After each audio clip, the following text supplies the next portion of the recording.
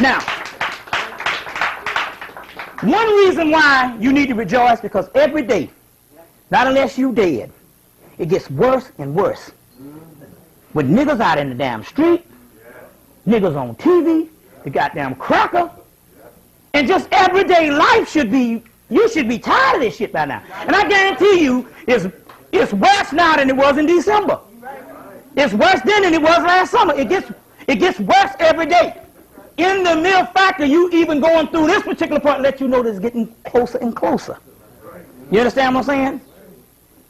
That's because you're growing tired of it spiritually. Now, in my being witness, does it get worse every day? Not unless you're a dead nigga.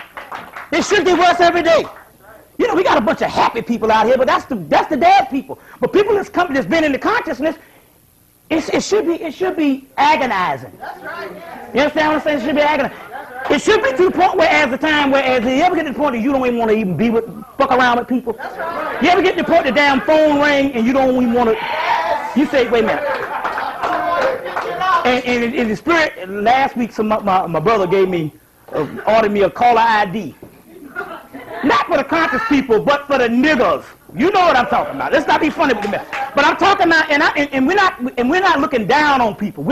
This is not looking down on people like we're an elite group. We're talking about solitude is a joyous one. There's a book you need to get, a book called Fire and Ice. Fire and Ice.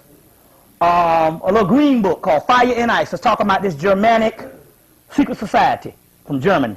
And in there they go through the doctrine. And at one point in the doctrine there's a chapter called Solitude is a Joyous One, or Solitude.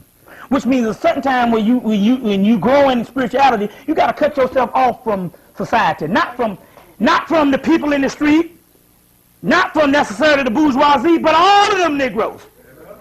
And all the white people. You be alone in solitude and try to find you a partner that's going to somehow be in on it. If not all the time, but sometimes. Just so that he don't fuck with you when you know what I'm saying? Even in your house, you got a fool beside you.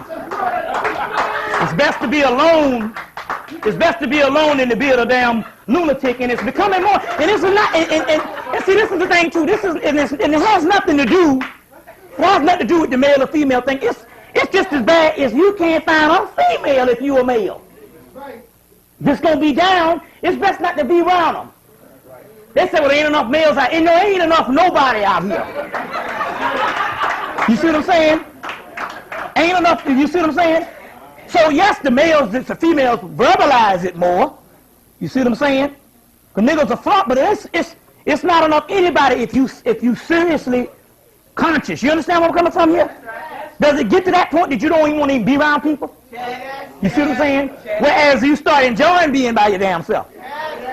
You see what I'm saying? Check. Very key. Go home to your mammies, okay? Yeah, nigga, break them.